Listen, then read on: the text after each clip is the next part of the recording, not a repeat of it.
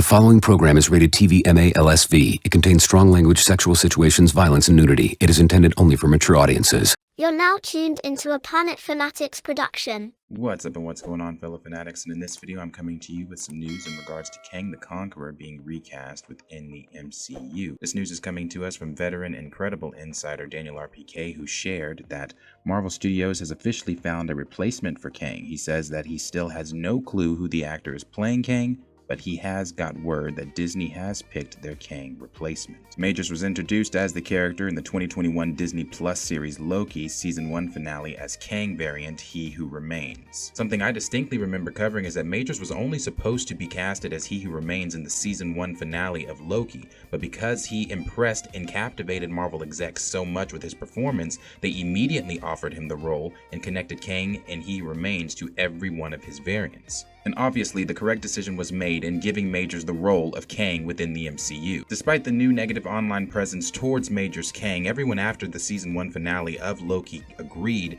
that we were all excited to see not only more of Kang the Conqueror, but more of Majors in the role. The online conversation surrounding Jonathan Majors' performance in the series had Marvel fans that were already privy to the character of Kang excited in theory crafting for what this could mean for the future of the MCU. And it had fans that didn't know anything about the character, just regular MCU casual fans, eager to learn as much as they could about the Conqueror and what this could mean for the future of the MCU. And then that hype was made even more clear when a scene description from Quantumania was shown at D23 describing Kang torturing Ant-Man and asking, "Have I killed you before?" They all blurred together. I remember people online going crazy over that line simply because of what it meant and what we as fans could potentially see in the future. And of course, this was before we saw him losing to fucking ants and all of the madness with writer Jeff Loveness. Tom Hiddleston, who plays Loki, now King of Stories, when speaking about Major's performance as He Who Remains, said he believes he created something with this role that would be talked about for a long time. Jonathan Majors came into this production in our final week and has created something I think that it will be talked about for a long time.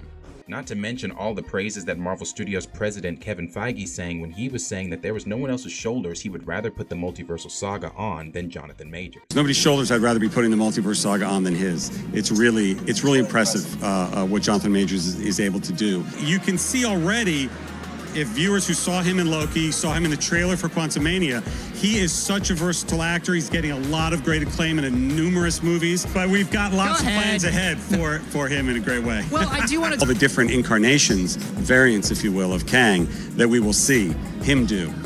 It's really pretty cool. Then of course, all of those plans would be set aside or shelved due to Majors being found guilty on 2 misdemeanor charges in a domestic violence case. Assault in the 3rd degree and harassment in the 2nd degree, TLDR, relating to a March 2023 argument with his former girlfriend Grace Jabari. Shortly after, the online conversation went from praising Majors to wondering who was going to be his replacement in the MCU. Daniel RPK at the time stated that Marvel was eyeing Coleman Domingo to take over the role, and Domingo has spoken before about wanting to play a villainous role within the MCU. In a 2022 interview with Awards Watch, Domingo shared his enthusiasm to join the MCU, saying, "When it comes to Marvel and DC, I'm like, I think I'm ready now. I'm worked out, fit. I think I want to play a villain. I just want to be the villain. I don't want to be the good guy." He also spoke much more recently in a February interview he did with Variety, where he said, "I know what you're going to ask. You're going to talk about the MCU. It's funny how people are online talking about this. And the moment it started happening, literally I think I was on my couch and I was like, what rumor? Who? Where is this coming from?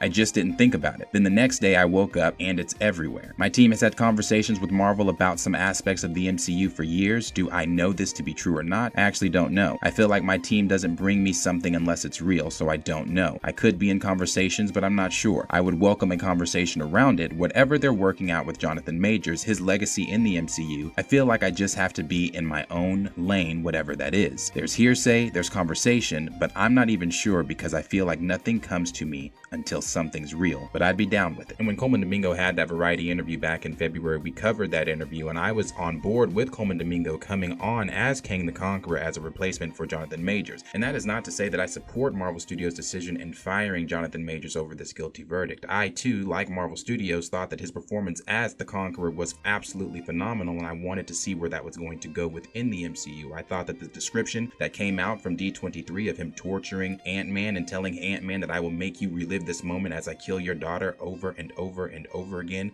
Majors sold that performance in Quantumania. Although be it Quantumania was a terrible film, Majors' performance was absolutely phenomenal. And his performance as He Who Remains in Loki Season 1 was even better. Now, the post-credit scenes that we got in Quantumania, I don't believe that was Jonathan Majors' fault. I believe that was rushed, and I talked about this then. I believe that was rushed because of all of the messiness that was going on around Quantumania, the rewrite, the stuff with Jeff Loveness. I believe that they brought Jonathan Majors in probably last minute to try to have him act as Scarlet Centurion, act as Ramatut, and act as Immortus. And because he probably had such limited time to perfect and have different personalities for all three of them in such a short time of filming that post-credit scene, it's probably why that post-credit scene came out so fucking messy with all of the other variants yelling in the arena. It was weird. I hated that post-credit scene. I hate that film, but Jonathan Majors' performance as Kang was absolutely phenomenal. I don't think anybody can disagree there. But when we are talking about, do I believe that Marvel Studios is going to actually bring back Jonathan Majors to portray this role? No, I absolutely do not. I don't believe that at all. And I've said this before, I think Marvel Studios has a lot of cleaning up to do, and I think that bringing back Jonathan Majors with such a public verdict, with such a messy verdict, would draw a lot of negative attention toward them, and I think that that's something that they're trying to avoid. So I do not believe that they're going to bring Jonathan Majors back. So when I saw that Coleman Domingo was being eyed for the replacement,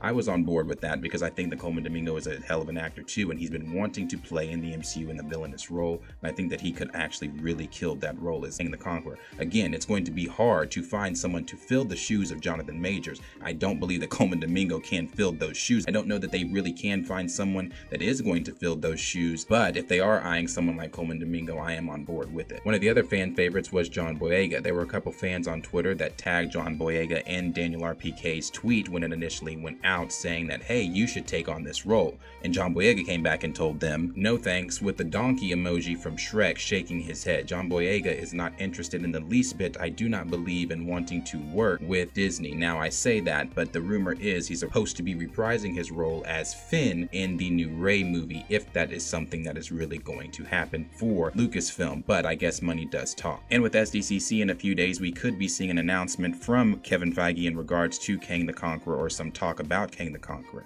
Daniel Richman shared the possibility that Kevin Feige will announce a new actor in the role during the upcoming San Diego Comic-Con. And as I've said many times talking about this year's SDCC, Marvel has a lot of explaining to do along with a lot of jaws to drop. One of those big explanations is what's going on with Kang. And before we heard this from the trades, we were hearing it from some of the credible insiders and scoopers that Marvel Studios was moving away from Kang the Conqueror and that they had retitled Avengers Kang's Dynasty to just Avengers 5. Well, the Hollywood Reporter had reported that Avengers 5, the Kang Dynasty, temporarily named Avengers 5, is expected to get a new name and focus going forward, suggesting that Kang won't be its primary villain at all. And we know that from new leaks and rumors, again from credible insiders, is that the new plan going forward for Avengers 5 is going to not be a grounded film, but going to be a multiversal film with about 60 plus Marvel characters in it. Again, take that with a massive grain of salt, but that is what is being reported currently. Marvel will likely be discussing the plan forward after Phase 5 at SDCC, and a new replacement Kang would provide some clarity on that aspect of what that is going to look like. Marvel will be kicking off its Comic-Con weekend with its Hall H panel this Thursday, July 25th. But as always, the question is for you guys. Let me know down below in the comments what you guys are thinking. What do you think about the replacement for Kang? Do you think that Kang is even going to be the main villain going forward? Are you even still interested in Kang? Do you want a replacement for Kang, or do you want Jonathan Majors back? Do you think that Marvel Studios will actually bring Jonathan Majors back? And if you could have a replacement for Kang, who would you put in that spot?